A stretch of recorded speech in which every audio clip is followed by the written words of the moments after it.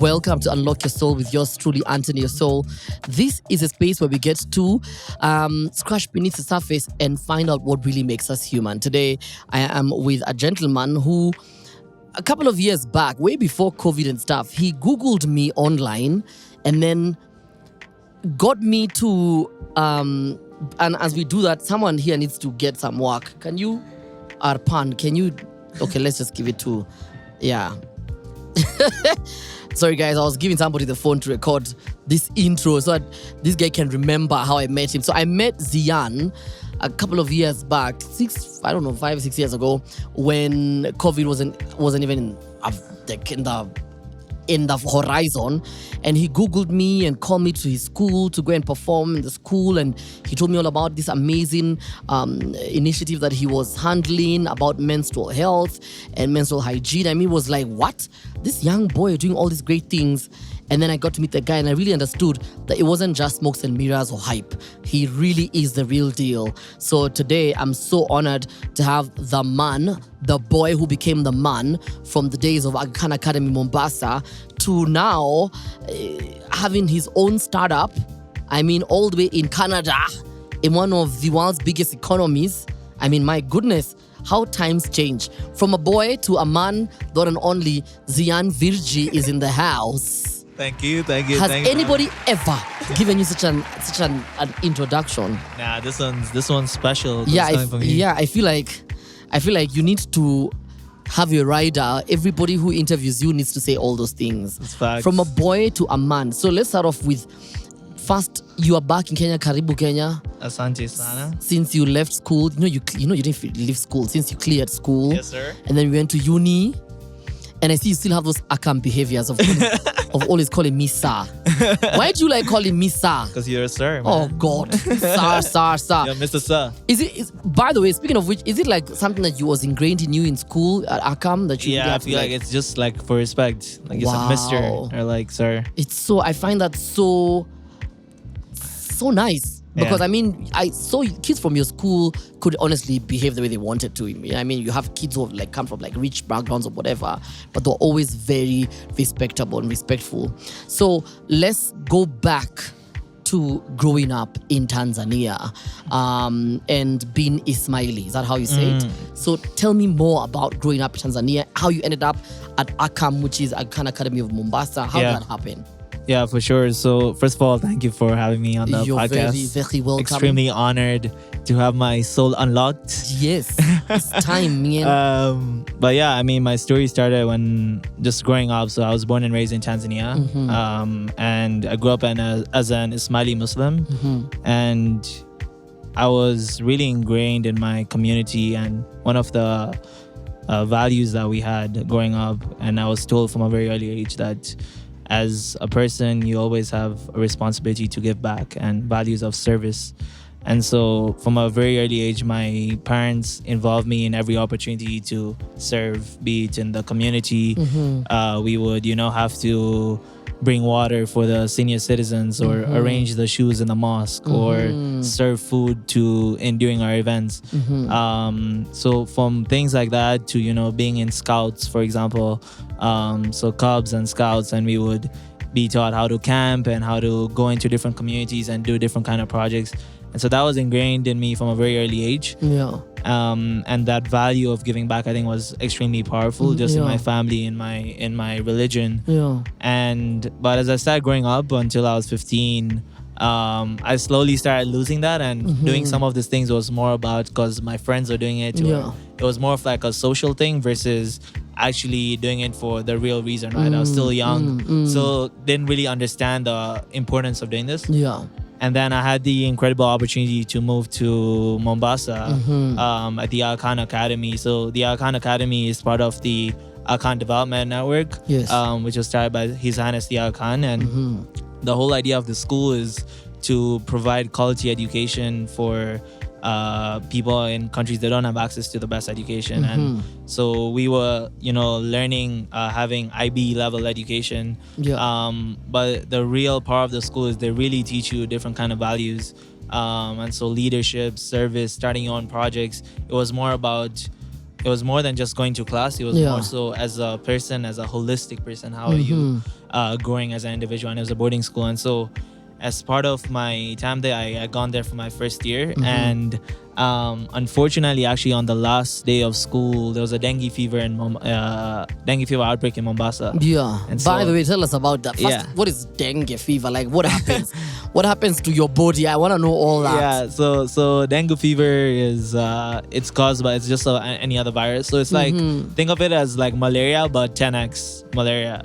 So what it does is, if you get the virus actually kills your platelets. Wow. And your platelets are what create your white blood cells. Your white blood cells protect your body. Your right? antibodies, Exactly. Yeah. And so on the last day of school, I got dengue fever. And you know, our healthcare system, they didn't know what it was. Yeah. And because it was the last day of school, I had to travel back with it to Tanzania. Wow. So you out here. Yeah. Is it communicable or is non-communicable? No, non-communicable. Oh, I thought you out here like giving it it to to everyone in the airport. It's not like COVID. It's not like Yeah. COVID. But I traveled with it 10 hours on the bus, Talmeed bus. I took it to Dar. Wow. And then it took doctors 1 week in Tanzania to figure out it was dengue fever. They kept saying it was infection, malaria. They kept saying different things. Because it's an outbreak. I mean, it's always more difficult. Exactly. And the outbreak was only in Mombasa. It wasn't in Dar. So they didn't know that what it was still. Yeah. Did that sort of I mean, I know you've dealt with a lot of like health systems and health issues and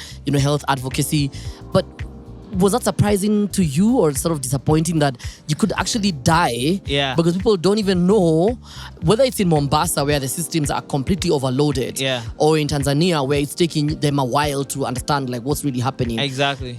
Does that sort of ignite something in you where you're like, hold up, I could die because people don't even know what is going on with me? And then also imagine those who cannot access healthcare. Exactly. So what happened was, I got this fever, and then on the morning of Eid, they admitted me into the hospital. Wow. And dengue fever at the time didn't have any medication. So all they do is they just regulate your platelets, and they give you all this medicine. So I was admitted for a week, and then from the point of getting discharged, eventually I recovered. But from the point of getting discharged up to the next 3 weeks, I went into this phase where I had no control over myself. And I don't share this story a lot, but obviously you're here, so I'm going to share it with you. I didn't even know this. And so I went into this phase where, again, I had no control of myself and I was acting hypersexual and hyperactive. And so some of the things I did, apparently I was going to the mosque. So I have no recollection, but I was going to the mosque, and during prayers I stood up and started singing and shouting. Wow. I was hypersexual, so every time I saw a girl, even if I don't know them, I just go up and start hugging them. And that continued for a period of 3 weeks. Wow. And then 3 weeks. because this is one of the sort of side effects. I mean, literally, is that people really, your mental capacity to be able to think and do things in the right way. Exactly. So 3 weeks later, I wake up on my bed, and I check the date on my calendar, and I'm like, yo, why is the date on my calendar wrong? The last thing I remember, which felt like yesterday, was, it was 3 like weeks 3 weeks ago. Exactly. So I'm waking up and I'm seeing the date, and it's like, oh, what? Like, I thought my phone is wrong and it's acting up. So I'm going to fix my calendar. Wow. And then I go on social media, I'm saying, oh, something's not adding up. So I call my parents. They rush back home, and their first reaction when I asked them, why is my date wrong on my phone? They're like, they were relieved, and they were like, okay, he's finally he's coming to he's coming to his conscious state of mind, right? And so then they started explaining to me that I went through this whole experience and this and this, and it took me around a period of 1 to 2 weeks to figure out what actually was going on, because everyone was saying something different. The doctors for dengue were saying that affected my brain. We went to a psychologist, and she misdiagnosed me at the time with bipolar disorder and said I went through a manic episode for 3 weeks. We went to, my parents are religious, so we went to the Muslim sheikhs, and they said I was possessed, and they kept reading the Quran to like me. a genie or something. Exactly. And then went to a Reiki master, and she said one of my chakras were misaligned and a negative entity passed through me. And so everyone had a different theory, and I didn't know what to believe. Hold up. When you're going through all of this, I mean, maybe when you look at it later, it feels like a phase of your life. But how does a young person like yourself get out of such a really monumental time in their life where if not for anything, you would probably have not gotten out? Exactly. Because then what if this, as I call, manic episode? What if you actually ended up dying by suicide? I mean, there's so much that could have happened that we would not be having this conversation with you today. Exactly. You'd have probably maimed yourself for life, disabled yourself. I mean, so many things have happened. But when you look back as someone who's as passionate as you are, what does that make you feel, think? Like, these people didn't know jack all about treating me. Like, how does that make you feel? Yeah, exactly. At the time, I think it was just everyone had a different theory. Yeah. And everyone around me, because there were a lot of situations where, as you said, I could have lost my life, or I could have done something extremely. I mean, or people could have been taken to jail, been beaten up in the streets. So many different things, right? But as I was going through all of that, I think after that period of 2 weeks when I started finally, joining the dots, I was like, okay, I felt like it was some sort of wake up call. Yeah. And it was some sort of like, shit, I had to go through this in order for me to open my eyes to a bigger picture, right? Yeah. And so, I also felt like, I don't know, it felt like it was meant to happen this way for some reason. And so it was really weird, but as I started recovering, my parents didn't want to send me back to school because I was like, oh, if something happens again, who's gonna take care of you? Yeah. But I somehow convinced them, and I went back to school, and I realized I came so close to, going through an experience of maybe death, maybe something else, that this is a wake up and this is a second chance. So when this happens to you, I mean, do you then, does it alter your life sort of purpose, belief, and thinking? Because when such a really huge monumental things happen to people, whether it's an accident, whether it's a chance meeting, whether it's a dream event, sometimes something as minute as a light bulb moment, you realize, you know what, maybe I need to be kinder to people. Maybe I need to give more. Maybe all these things I hold dear to me are so useless. Exactly. What does that do to you now as a human being and as this young kid who, I don't want to speak on your behalf, but who might sort of be experiencing a bit of privilege and then realizes, oh my God, all this was about to be taken away. And by people whose job was to find out what's the problem, who just couldn't find the problem. Yeah, exactly. So the two reflections I had was, one, now that I'm able to look back, is one, because I didn't have any control over myself for 3 weeks, I wanted to have control of everything in my life moving forward. And the second thing was, it made me realize that I was put into this world for a bigger purpose than myself. And the reason why I overcame the situation was because up to that point in my life, I hadn't fulfilled that purpose. And so everything moving forward would be working towards that purpose. And so I go back to school, and it was coincidental now looking back if you connect the dots, but I had an opportunity to start up a school project. In grade 9 and 10, you're meant to do a project, and I could do anything of my choice. And as I was going through my ideation session, I was scrolling through Facebook actually, and I watched this documentary on Al Jazeera named India's Menstruation, man. Now, being a 15-year-old boy at the time, I never learned about periods or menstruation. As you know, in our context, there's not something as boys we talk about, right? And so first time watching this documentary, and I was so surprised finding out, that so many people around the world are going through this issue of not having access to products. And so I have a conversation with my mom about it, and she told me that when she was younger, she didn't have proper access to products when she grew up in a single parent household. And there was a point where she couldn't afford these products, and she used old blanket and old cloths, which was, unsanitary, unhygienic, and uncomfortable. And so I'm like, I just watched this documentary. I am having this conversation with my mom. I need to do something about this. I go online, I do my research, and I see the stats. And it says 500 million menstruators around the world don't have access. In Africa, an average of 1 in 10 menstruators don't have access. I think in East Africa, it was like 65% of the menstruators. And I'm like, these numbers are out there, but no one's doing anything about it. And why is it such a big issue? But I've never heard about it in my whole life. The thing last week we were talking about with with your very, very good friend, whose name I don't want to mess up, Vedanshi, which is we are obsessed with numbers. Exactly. We love to talk about numbers. We like, the government, institutions, and all these people like to say, 65% of school-going kids. And I'm like, this is a minister of education telling us this. Tell us, what are you going to do to bring it to 23? Like, if you don't bring it to 20%, you should resign, But no, they just want to give us big numbers. So they want to be they want to simplify the mathematics without doing anything. Exactly. And here you as a 15-year-old bothered by the numbers, and you're like, I want to do something about it. And so I see these numbers online, and my first instinct was I got to do research on potential solutions out there. And so I see all these solutions: disposable pads, tampons, menstrual cups, and then I saw reusable menstrual products, and I'm like, wow, this is really cool. Something I've not seen a lot, and it's also innovative and it's sustainable, which I thought really stood out to me. And so I go online, see all the different prototypes, and my first instinct was I gotta make a product of my own. It's that entrepreneurial spirit coming out, right? And so I worked with a local tailor, learned how to stitch. They came up with all the designs, and tested, iterated, went through that whole process, and eventually came with a product that would last for 6 months. And I was able to distribute it in my community in Moshi in Tanzania. I was able to support 22 menstruators there. That marked the end of my school project. I presented about it. I called it the iPad at the time because like pad. Okay, and it was, get it. Individual that called the iPad. That's young. That's fresh. And I put a picture right next to Steve Jobs presenting his iPad. And when you the beauty about it is, I mean, it could be misconstrued by other people, but that when you're young and you have the intention, do it. Don't let anybody tell you, oh no, this sounds wrong. This is politically incorrect. Do it. Learn as you go. And so I presented about it and so forth, and I could have really ended at that point. I got a good grade for my project. But then I went back to that community and I talked to them and I was like, what did you think of this? And there were a couple of realizations after having a conversation with them that I learned. One, that I actually contributed more to the problem than solving it. In the sense that after the 6 months of this product that will last, after those 6 months, these menstruators will go back to their same old methods.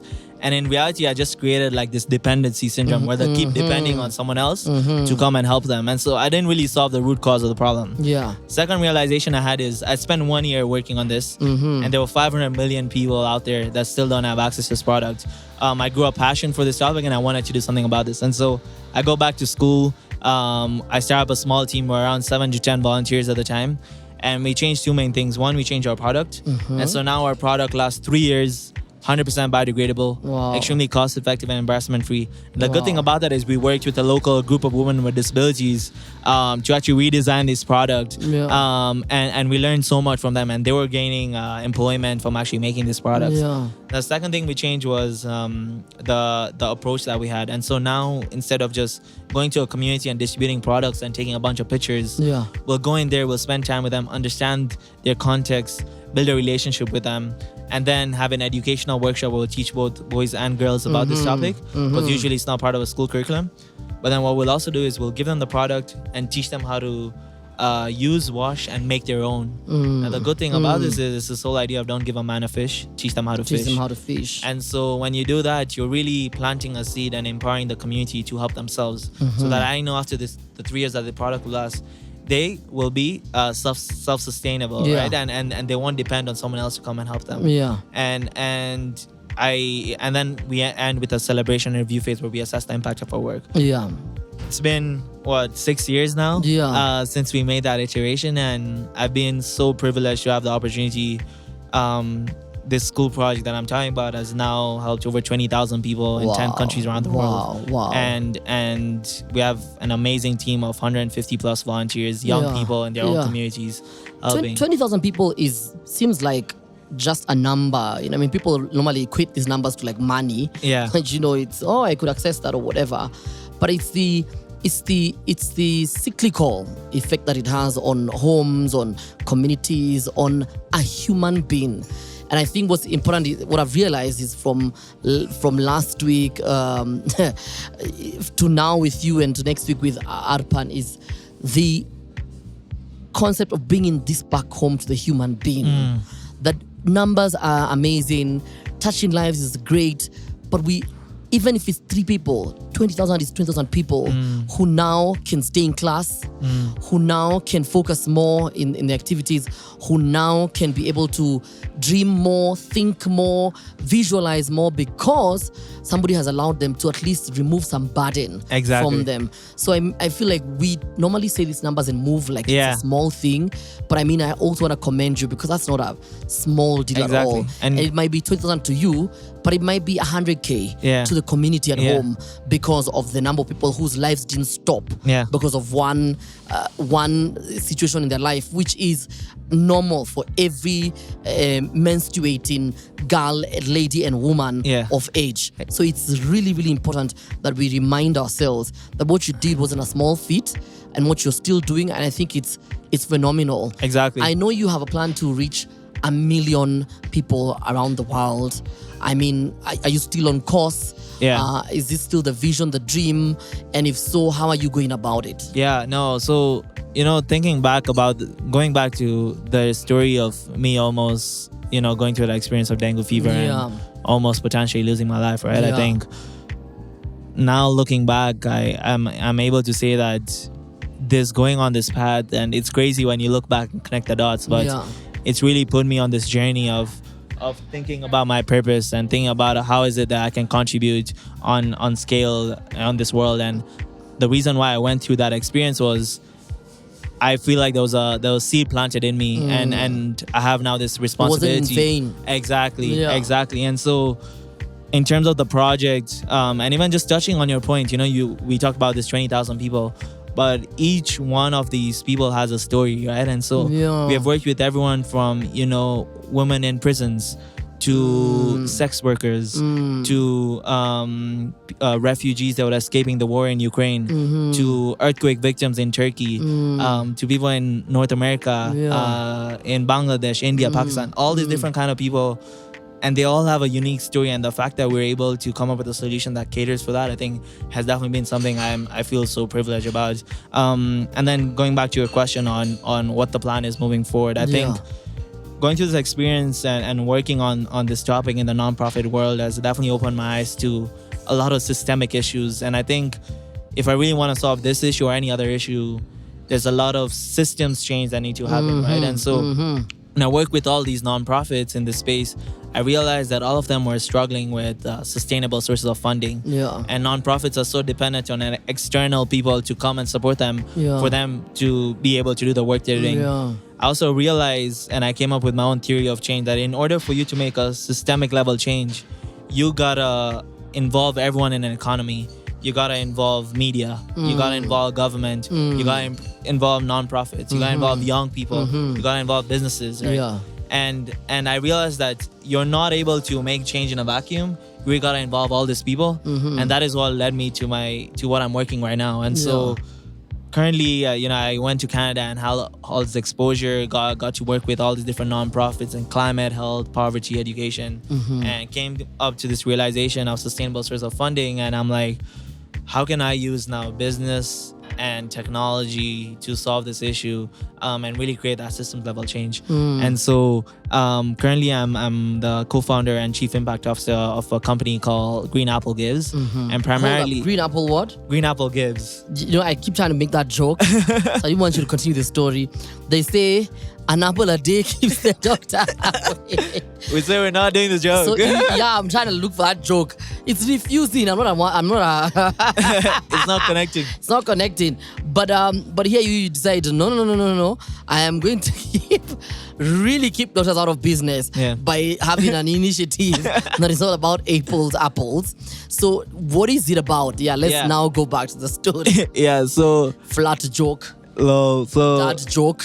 GreenApple Gives is a platform that works with these nonprofits, and it works towards empowering these nonprofits and their existing donor base, and empowering them through spare change roundups and cashback rewards. And so what it does is we're really trying to envision a world in which with every transaction that you do, because the way the platform works is you link your credit card, you set your donation settings, and then with every transaction that you can do, you can round up.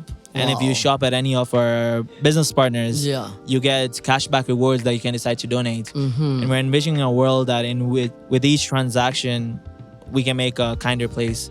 And so what we're really seeing happening on our platform is you have a local business, you have a local nonprofit, or let's say a food bank, and you have someone local in your community, let's say here in Nairobi. And when people interact on our platform, everyone's benefiting from every transaction that's made. And we're creating this hyper local economy where it's like a win-win-win situation. So let's bring it down now to a more local explanation, because what you're doing is it's phenomenal. It's like I feel like it didn't have to take you to do it, Yeah. or you and your co-founder. I feel like some of the thing is, and and what Vedanshi said last week, I feel some of these things, like your business sort of model shouldn't exist, because we should be doing this already. Anyways, yeah. The MasterCards and the Visas Yeah. and iPads, Yeah. and should be Yeah. out here every time they launch a new iPad. They should they've give got- back. Yeah. They should give back to all the girls who can't get their pads Yeah. or whatever. The idea that you're doing this, and like we said, let's localize it now. Let's bring it here. So we are at Nairobi Street Kitchen, for example. So when I pay for a meal, you're saying that if a meal is 3,000 Kenya shillings, and let me explain. Yeah, So let's explain say it. you just bought this hot chocolate right now, right? Okay, yes. Let's say you spent 240 bob for this, Okay, right? okay. You have used your DTB Visa card to pay for it, right? Mm-hmm. Me, Loki, shouting out DTB here. Me, I'm a Stanbic boy, but I'm allowing you. So let's say you spend 240 on this thing, right? Yeah. You have tapped your Visa card, and it's and you use our platform because you're already linked to your card there, right? What our platform does is you have set your settings to I'm gonna round out to the nearest 100. Okay. So with this 240 shillings purchase, you would round up to 300. And 60 shillings will go for the menstruator. Okay. And the good thing is it all happens on the cloud, so you won't even realize it. And this happens with every transaction until you set your goal. Let's say every month you want to donate 10,000 shillings. Yeah. This will keep happening with every transaction. Okay. And So then at the end of you fuel 1,800 shillings. 200 bob goes Exactly. to. It also makes you very intentional when you actually spend money. Exactly. Because you could easily forget that you've been doing it. Yeah. But then you always tell yourself, I want to pay a bit more for what I'm about to buy. Exactly. So that it can be rounded off to the nearest. Exactly. And it's just rounded up. It's just round up your spare change, right? Yeah. It's just the change that you may probably not even use. This could be everything, including banks. Exactly. It could go all the way to like banks in terms of the expenditure, in terms of their profit and loss accounts, and they say if we make a profit of 1 billion shillings this year, we're gonna donate the next. Exactly. If it's 1.1 billion, it means that 900 million is gonna go back. Exactly. Into it's very intentional. Exactly. And we're really creating now this hyper local economy where it's like everyone's winning from everything that you do. And so you having a good time Nairobi Street Kitchen on a Thursday, you're not gonna feel bad for doing that, because even with that you're giving back, right? And you're really then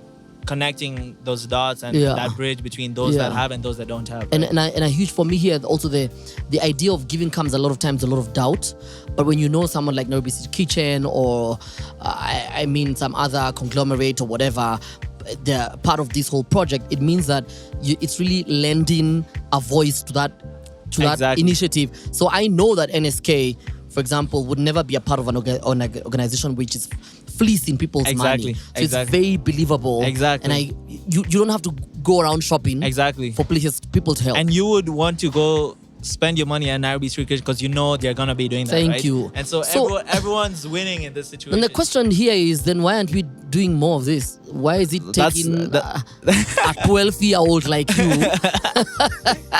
a 12-year-old looking man like you, to do this? Why? Yeah, I think there's a lot of, as we talk about systems, right? And unfortunately, our systems, we're so used to doing things the old way. And, but I'm very hopeful. I think we're moving towards the right direction. And the currency of success is progress, right? And so even us having this conversation right now is us making progress. Hold up, you just threw in deep words and then you want to pretend like you didn't say. You said the currency of success is what? Progress. Hello. I know. I saw you holding your phone. I'm 100% sure that Vedanshi sent you those. She sent you that line. I've never had you be so deep. So Vedanshi, wherever you are, thank you for making this man look and sound smart. So, but also as you say, what did you say about currency's progress? I said the currency of success is progress, and so us even having this conversation right now is progress on its own, right? And, it definitely. It's a step at a time, and we're on the journey towards doing that. And going back to purpose and talking about me going through that experience, me doing this right now is me working towards my my purpose, and I believe I'm on a very ambitious mission to one day hopefully help 1 billion people around the world. Wow. And maybe this will help me get there, and I'm sure there's way more stuff down the line that I'll get to experience. Before we go into what the plan is in the future for you in terms of some of your, what you visualize that you're planning to do, let's go back a little bit to your parents. I mean, I've realized one of the things about you and Vedanchi are my youngest guests so far. One of the things I've realized, which for me comes out very naturally, is how important it is for you and how your parents have played a huge pivotal role in who you've become. I definitely as Ziyaan. Yeah, I definitely shout them out. I feel like they made a lot of sacrifices for me to even get to this point, right? Like, my parents made a lot of sacrifices to move to East Africa from India for a better livelihood. My dad got a job when he was my age and had to move across the world, and got married to my mom, who was pretty young, and they've worked like full-time jobs, hours in the office to grind it out for me to get these opportunities. And I think most importantly, in terms of their parenting style, they've really allowed me to get these opportunities and always supported me throughout that process, and that value of service and giving back. And even going back to my religious community, being an Ismaili Muslim, I feel like, those values of just service and giving back was definitely ingrained in me, and I'm definitely grateful for it. And again, I wouldn't have been here if it wasn't for the support of so many people. So for example, you coming and flying out all the way to Mombasa, and using your platform to really give a platform to a 17-year-old boy that was doing a project, that's something that's not common, right? And so it's people like you and people like my parents and people in my community that have really used whatever they had to open doors for me and make this possible, and that's something I'm definitely grateful for. Yeah, but also, I mean, my interaction with you the first time when you emailed me and told me, I mean, you wrote a whole email. I was so sure, I was like, this teacher must be a handful. This email is so long. I mean, you emailed me and told me about Hi Anto. We've seen some of the work you do, and we'd really love to have you at Aga Khan Academy, Mombasa. And then you explain, and I'm like, this guy is saying he's a student, but I feel like it's a teacher who wrote the email. Only for you guys pay for the flights, and then for me to end up in your school and to really see the work that you were doing. I got to visit the ladies and the differently abled ladies who are the ones who are making the pads. I got to visit schools where you guys were supporting. I mean, it was a bit surreal for me because you always feel like kids need to be a part of kid-like initiatives. Like you guys need probably come to your school for some landscaping. Thingy, or like a musical. You guys have some songs to present to us, and it's clap for you guys, and you'll be a good singer. But in my heart, I'm like, oh my God, this child should never sing again. But they're a child, let them sing. But you were doing such phenomenal stuff that I felt like, for me, I really had to be a part of, and it was quite eye-opening. And it also, the thing is, when you're older, like myself, you then ask yourself, if he can do it, then what's stopping me from supporting him? Because he's already doing what I should be doing. Exactly, So again, now when we look to the future, so once again, before I sort of drive off that point, is good job. I mean, you've always been such a kind kid. You've always been respectful. You've always been who you are. And even when I meet you, even though I've now in touch with you since you came back to Nairobi, we've been having conversations where I'm telling you, I don't want you to change. I want you to continue being silly in the sense that, asking questions and wanting to know, what does this do? And so I saw you doing this, what does it mean? I saw you work in this organization, because that childlike attitude is what gets you far. It allows you to constantly be a sponge and grow and take in things where you feel like, I know everything now, So it's good to stay childlike. So be like a child. But not forever. It's definitely something I fear, like how, like, yes, having some definition of success, it looks like, I've had all these opportunities, and now I feel like the bar is only set higher for what that next thing is, right? And so for me, I always reflect on how I need to make sure I'm not complacent, and all these opportunities I've got, how do I continue to use it to amplify and move forward and make progress, as we talked about, right? I love it. It's one of my fears, going from rags to riches, but also riches to rags, right? It's something I always think about, but it's also that's what energizes me and keeps pushing me to do more and make progress. They say fear is false evidence appearing real. So all you gotta do is remember that you're the one who's creating all this evidence and making a case in a court of law.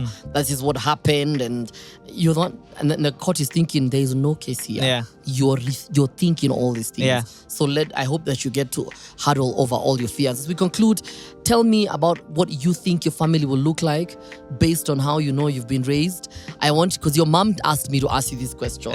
Okay. Like, how does your family look like? Like, are you gonna have like 19 children running around the house? What do you want your kids to believe in? How do you want them to be raised? Yeah. I mean, it's always nice sometimes to picture that. Yeah. Just so we can tell ourselves, wow, this is how I think. Yeah. I think there's a couple things. If I had kids, the certain principles I try to really embody into them. So one, I've always believed in this idea of the energies and the purpose, not the plan, right? Yeah. And I know we have dropped this energies in the purpose, not the plan. another one by Ziyaan. And so just this idea of really focusing on purpose and reflecting that on an early age. I don't want anyone to go through an experience that I went through in order for them to wake up or in order for them to have that light bulb moment. Maybe listening to this conversation could be that moment for them.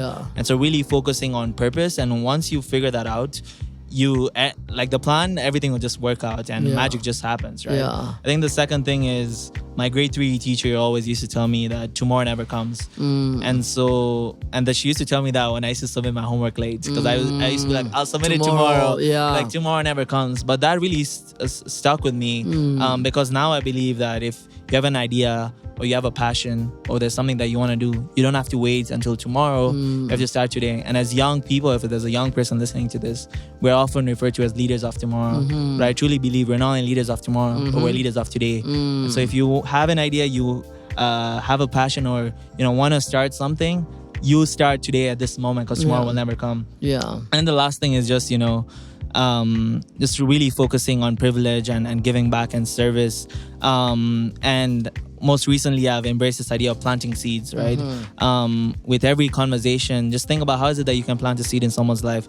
How is it that you can open a door for them? How is it that you can give back? Because once you plant seeds, and plant all these different seeds with the right nurturing and the right moments, these seeds can grow and become gardens and flowers and fruits, right?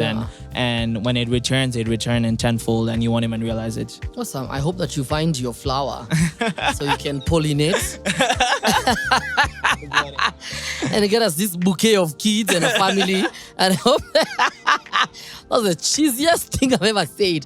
But I mean, that was beautiful. Thank you, Ziyaan, for your time. Thank you for coming back to retrace your roots with your former school, and and just always being ready to amplify not only your voice, but also, I mean, I've met Arpan, and I've also met your very, very good friend Vedanshi through you, and now I know all the great work that they're doing thanks to you really shouting them out and really hyping them up as if it was your own project. So I think your kids are in safe hands. For sure. No, thank you so much. This has definitely unlocked my soul. Awesome. I love it. I definitely feel like there's a weight off my shoulders having this conversation. So thank you so much for giving me the platform to do that. Wow. Thank you so much, Ziyaan.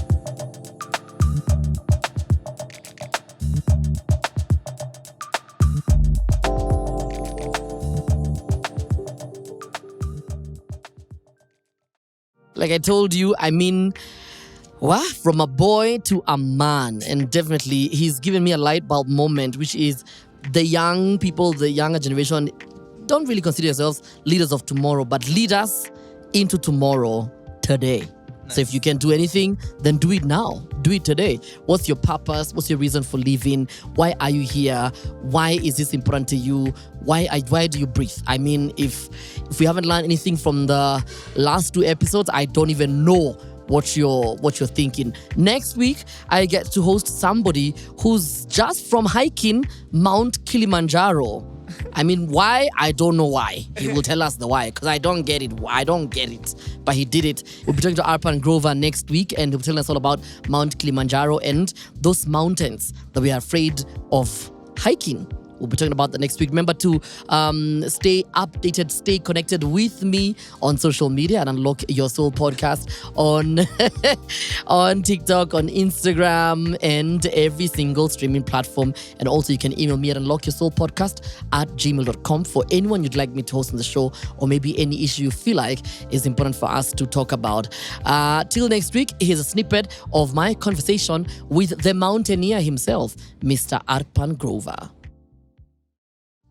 Coming back to the living in an uncertainty, and being comfortable, being comfortable in the being uncomfortable. Yeah, that is, it's challenging because naturally being uncomfortable is you're overthinking about all these different things. So you have to, at least the way I approach it is, if I notice myself overthinking about things that are making me uncomfortable, I'll stop thinking about it. Like I'll literally just stop.